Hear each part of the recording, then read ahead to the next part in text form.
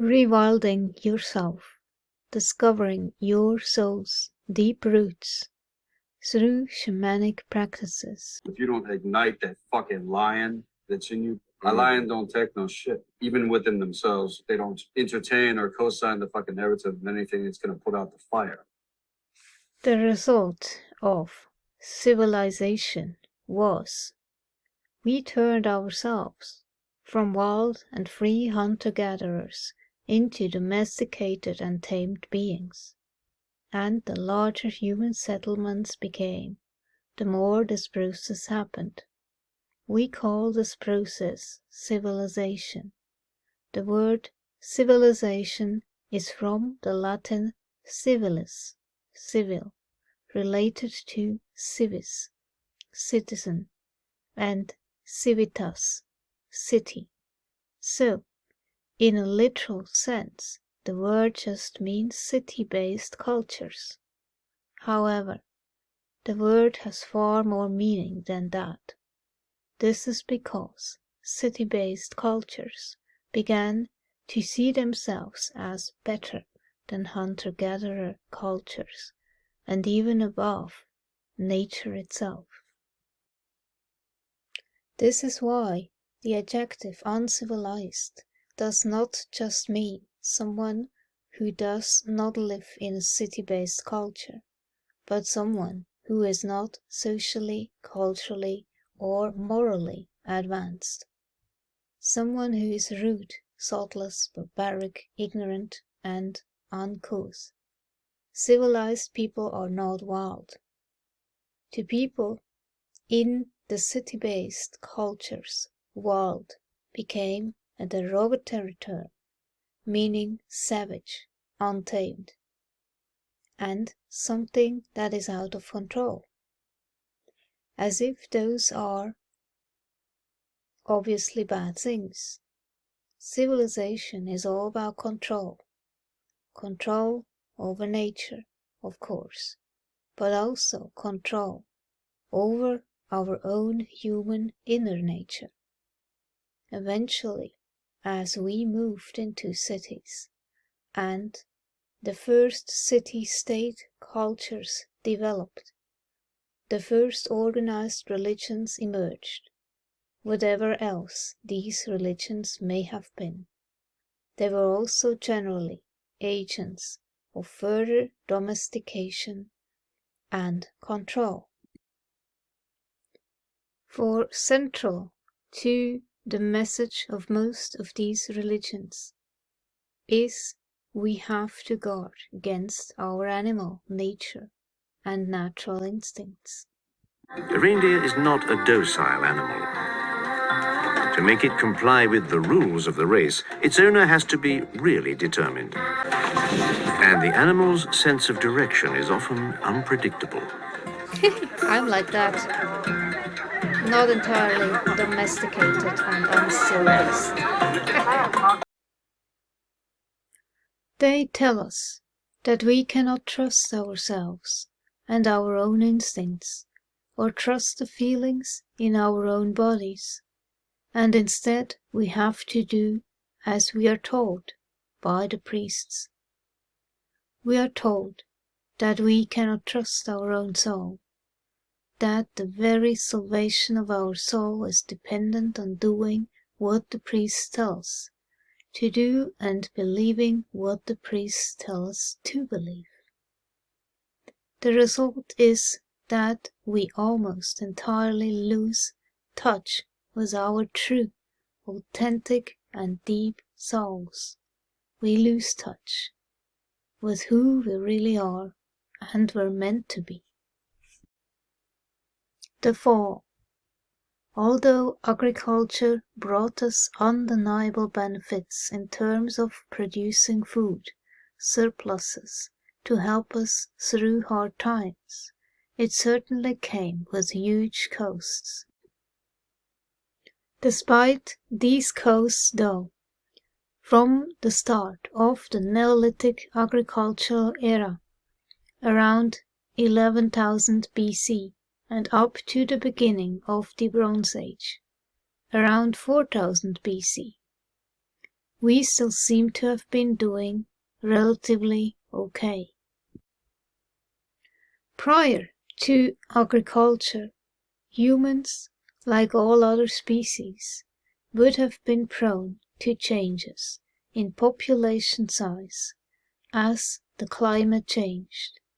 In lean times, population numbers died back and rose again in the good times. As a species, we would have been through countless cycles like this in the past. However, when this happens around 4000 BC, we respond to it in a way that is radically different to anything that we had done before. For agriculture had changed us. It had grown within us the idea of ownership and deciding what lives and what dies. So, when the food shortages and starvation hit around 4000 BC, it was only a small step to go from deciding which other animals and plants live and die, to deciding which humans would now live, and which humans would die too. For the first time ever in human history, we see the emergence of large armies. These are entirely different from the war bands of hunter-gatherer tribes. Hunter-gatherers certainly skirmished with each other, but they virtually never went out with the intent of entirely eradicating another tribe, no more than they would have gone out to eradicate a competitor species. But this is exactly what we do around 4000 BC. For the first time in human history, armies conquer and take the land of neighboring civilizations, enslaving or slaughtering the people in them in the process. Within a very short period of time, we move from seeing warlords to the emergence of kings and protection. We start moving en masse from agricultural townships and into the first true cities. And so our lives change radically again. We see the emergence of all sorts of new specialist trades and professions. We see the invention of money and of writing, both of which will profoundly change and affect the course of human history. We see the rise of hierarchical societies, with enormous wealth inequality, the likes of which we had never seen before. The social structures that had seen tribal and early agricultural societies care for the weak and the needy now collapse, to be replaced with poverty, begging, destitution and starvation. Personal freedom becomes curtailed, and people became subject to the absolute rule of monarchs and emperors, who rule with the help of the new hierarchical organized religions. Alienated and cut off, as we now were, from Mother Earth, the religions that begin to emerge around this time are sky religions. They tell us that God is good and that Goddess is bad, that we can do what we like with the earth, that earthly existence is something to be transcended, reflecting the societies that they evolve in. They are hierarchical in nature, with multiple levels of priesthoods and initiations. Ordinary people can no longer be in direct communication with spirit, but now instead have to go through priests. For the first time in human history, we see the notion of religious orthodoxy emerge, and the persecution of non-believers. Of course, we also see the rise of patriarchy and the subjugation of women, of half of the human population, justified by the sky religions, elevation of God and the masculine, and denigration of goddess and the feminine. Our lives become enormously more complicated, with laws, contracts, taxes, political factions, and so on. And we see the start of the last 6,000 years of continuous warfare between rival kingdoms and empires, whilst we also continue to expand our totalitarian taker culture throughout the world, finding new lands to conquer and new hunter-gatherers to slaughter. This is the fall. Civilization, power loss, and soul loss. All this means we are now living in very different times to our shamanic hunter-gatherer ancestors. But it has also had an effect on us that it is important to understand. Shamans say that, fundamentally, we get ill from one of two main reasons. These are power loss and soul loss. Power loss occurs when we become disconnected from nature, from the interconnected web of life and our place in it. This disconnection weakens us. We lose power, literally, losing our life force and vitality. By contrast, soul loss occurs when we lose part of our soul.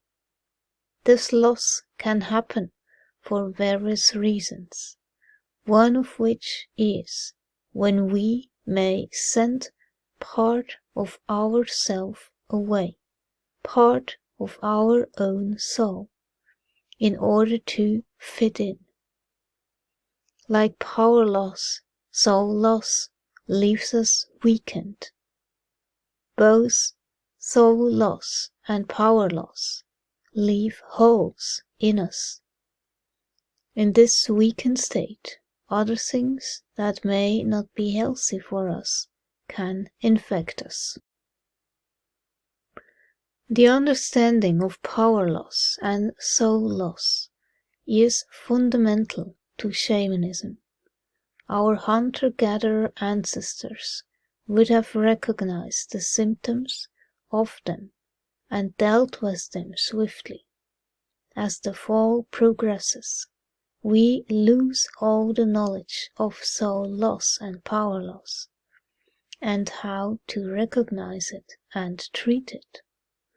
The result is that we now live in a society where soul loss and power loss are endemic. The symptoms of them read like a description of things that many people struggle with in modern life.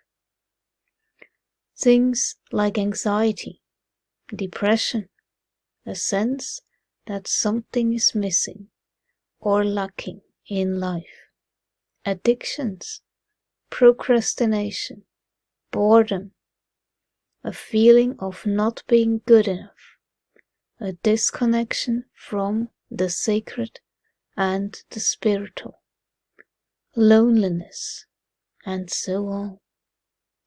These are diseases of civilization, of the fall.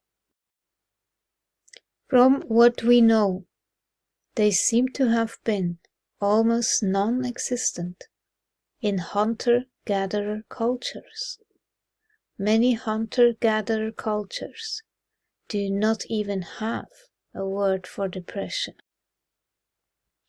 and seem to have mostly enjoyed good mental health, in part because of the understanding of soul loss and power loss, how to prevent them, and how to treat them when needed.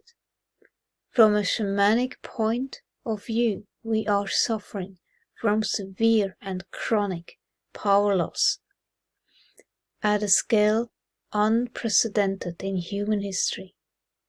As if this was not bad enough, we are also suffering catastrophic levels of soul loss due to the way that we have domesticated ourselves in order to fit in and survive. Yeah, and that's what we call trauma. Everybody seems to have some form of trauma and complex PTSD to some extent. All this leaves us full of holes that other things can get into. However, unlike shamanic cultures that would wish to heal this, modern civilization is actually based upon keeping us full of holes. For if we are full of holes and feel that at the same level something is profoundly missing, then we can be sold things with the empty promise that they may fill the sense of lack that we feel inside of us.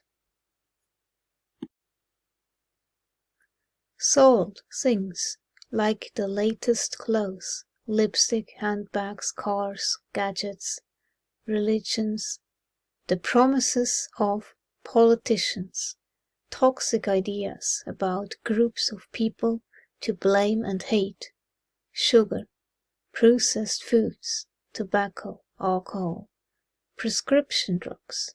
The list is endless. The problem, of course, is that none of this really works. Whether we are conscious of it or not, deep down we know that something is wrong, and that the way we are living is not right.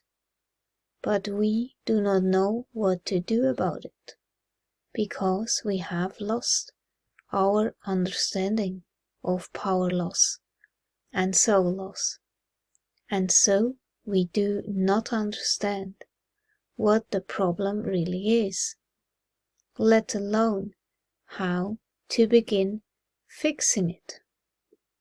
And so we carry on, trying to find something to fill the void and make us feel better.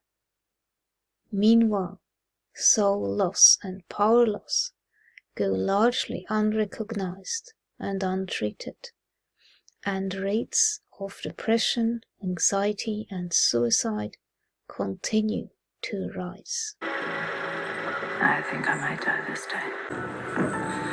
Now I can die. But she is not the same. She can never be the same. You were between life and death. What did that teach you? The only thing that I've learned is that life is about suffering. There's no escape from it.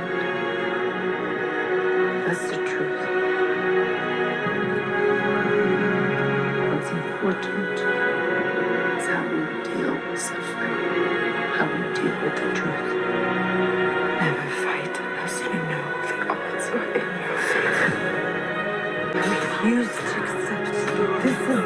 I slip, you still think it's up to you whether you live or die. Our lives are fated together. We all have to accept that.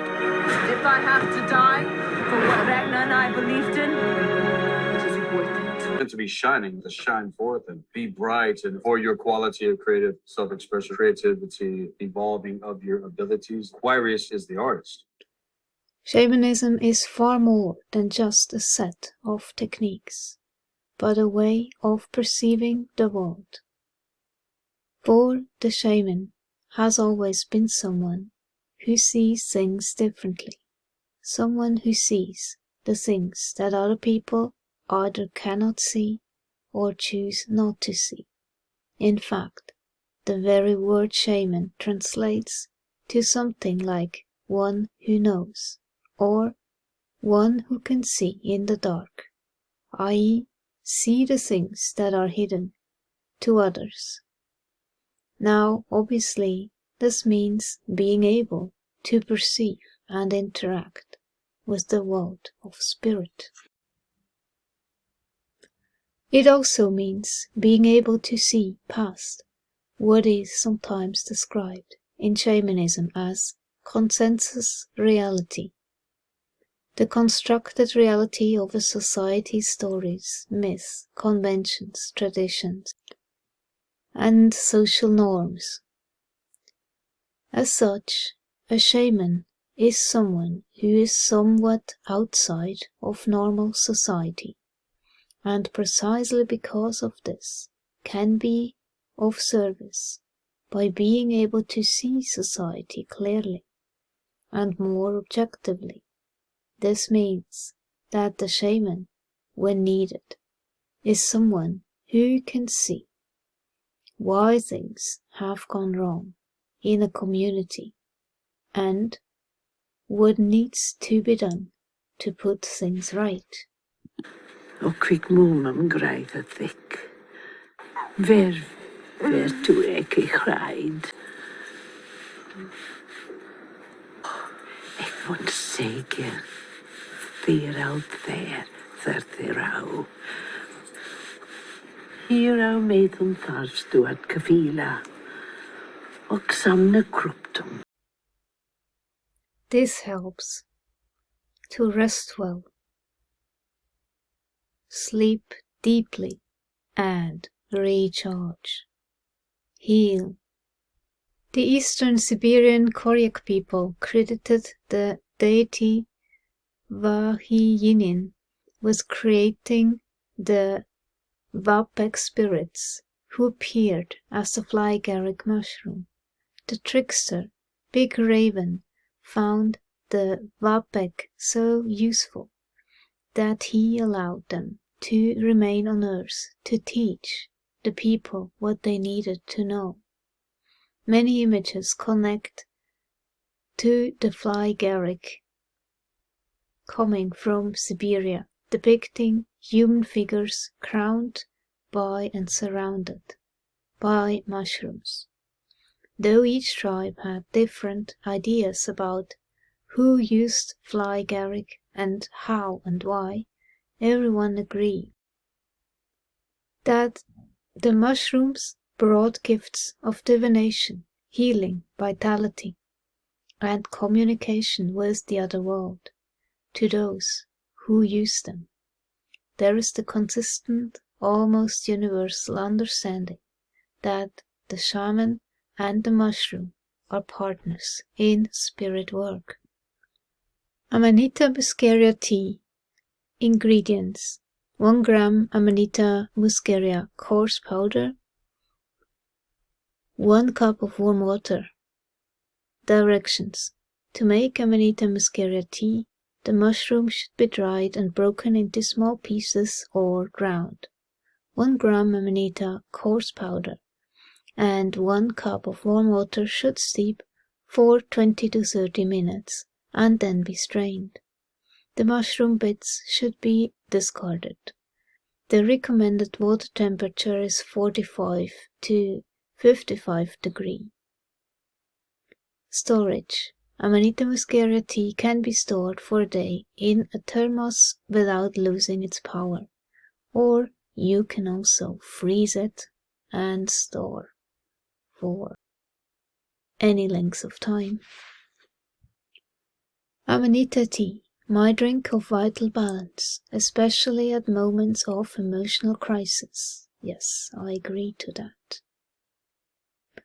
Effects: emotions allied, anxiety and darkness retreated. The sincere and the active interest and peace wakes up, better understanding with others, balance and harmony, pure consciousness, ready to perceive, listen, maintain love. I am in the state of a holistic, balanced person who wants to live, communicate, build, look, understand, and act.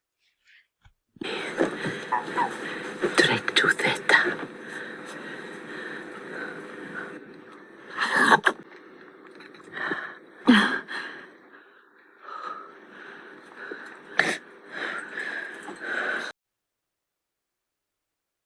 Amanita Muscaria milk drink. Uses: the Amanita Muscaria milk drink, called smoe in Russian-speaking territories, is used to reach an alternate state of mind. Users drink it slowly, 1 or 2 sips at a time, which allows them to monitor their condition and avoid any complications or overdoses. Ingredients: Amanita Muscaria powder, milk, honey, water. Directions: boil half a liter of water, then allow it to cool off a little. Add 2 tablespoons honey, stirring until it dissolves. Add 3 heaping tablespoons dried ground mucomor, Amanita muscaria. Stir until the fungus powder becomes wet and puffed up. Add half a liter of milk. Heat and stir until it bubbles. Turn the stove off. Cool the mixture and then strain it through gauze.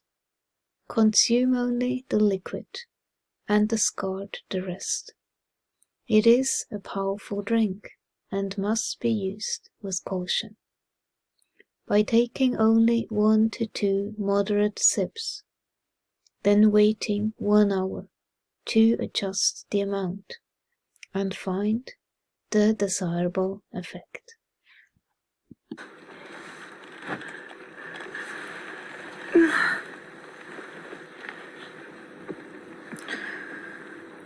Nor could you. Wait. Now I can die. I lived a full life. I am not afraid. Agatha doesn't look back. She faces what is to come. Everything changes. As I have to. I am no longer Agatha, shield maiden. Since my shield is gone, I have nothing to protect myself with. But what I've learned in my life is that it's only by accepting our fate that we can start to be truly free. They are sometimes described as someone who has woken up, woken out of the dream of consensus reality, the sleep that most people are in, someone who can see and is prepared to face the truth of things that they really are. This has always been the case for tens of thousands of years. In only the last few thousand years, though, in the period that we call civilization, in the most parts of the world, we turned our back on shamanism and on that knowledge, perspective, and guidance. In doing so, we fell into an even deeper sleep, and ever more complex, convoluted, and dreamlike consensus reality. Without the shamans to guide us, we lost our way.